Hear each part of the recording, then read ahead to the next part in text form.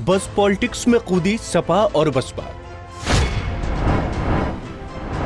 सरकार और कांग्रेस पर किया पलटवार। अखिलेश मायावती के बयान से और चढ़ा सियासी पारा। चौतरफा सवालों का कैसे देंगे सीएम योगी जवाब।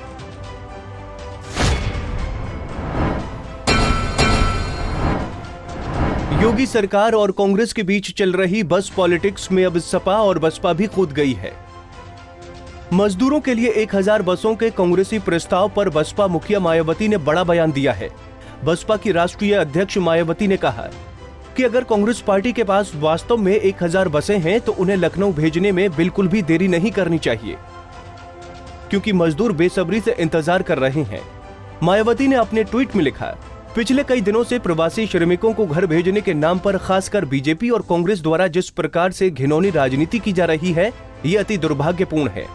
कहीं ऐसा तो नहीं ये पार्टियां आपसी मिलीभगत से एक दूसरे पर आरोप प्रत्यारोप करके इनकी त्रासदी पर ये ध्यान बांट रही हैं? यदि ऐसा नहीं है तो बीएसपी का कहना है कि कांग्रेस को श्रमिक प्रवासियों को बसों से ही घर भेजने में मदद करने पर अड़ने के बजाय इनका टिकट लेकर ट्रेनों से ही इन्हें इनके घर भेजने में इनकी मदद करनी चाहिए, तो ये ज्यादा उचित व सही होगा। वहीं इसके साथ ही मायावती ने ट्वीट कर कहा कि इन्हीं सब बातों को खास ध्यान में रखकर ही बीएसपी के लोगों ने अपने सामर्थ्य के हिसाब से प्रचार व प्रसार के चक्कर में न पड़कर बल्कि पूरे देश में इनकी हर स्तर पर काफी मदद की है।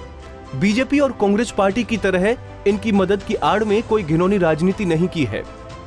बीएसपी की कांग्रेस पार्टी को यह भी सलाह है कि यदि कांग्रेस को श्रमिक प्रवासियों को बसों से ही उनके घर वापसी में मदद करनी है, अर्थात ट्रेनों से नहीं करनी है, तो फिर इनको अपनी ये सभी बसें कांग्रेस शासित राज्यों में श्रमिकों की मदद में लगा देनी चाहिए, तो ये बेहतर होगा।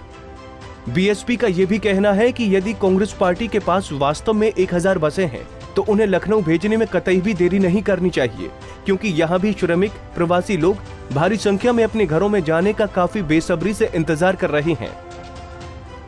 वहीं समाजवादी पार्टी के अध्यक्ष अखिलेश यादव ने भी सरकार और कांग्रेस के बीच विवाद को लेकर ट्वीट कर हमला बोला। अखिलेश ने कहा कि आम जनता को ये समझ नहीं आ रहा है कि जब सरकारी, प्राइवेट और स्कूलों की 50,000 बसें खड़े खड़े धूल फांक रही हैं, तो प्रदेश की सरकार प्रवासी मजदूरों को घर पहुंचाने के लिए इन बसों का सदुपयोग क्यों नहीं कर रही? ये कैसा हट है?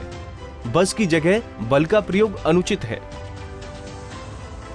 अखिलेश यादव अपने दूसरे ट्वीट में लिखते हैं कि यूपी सरकार बसों के फिटनेस सर्टिफिकेट के बहाने प्रवासी मजदूरों को सड़क पर उत्पीड़न कर रही है।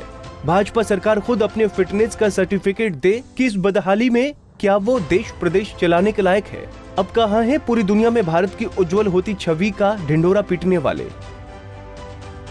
आपको बता दें कि प्रियंका गांधी ने प्रवासी श्रमिकों के लिए 1000 बसें भेजने का प्रस्ताव रखा था। सरकार ने प्रस्ताव को स्वीकार करते हुए बसों और ड्राइवरों का विवरण मांगा था।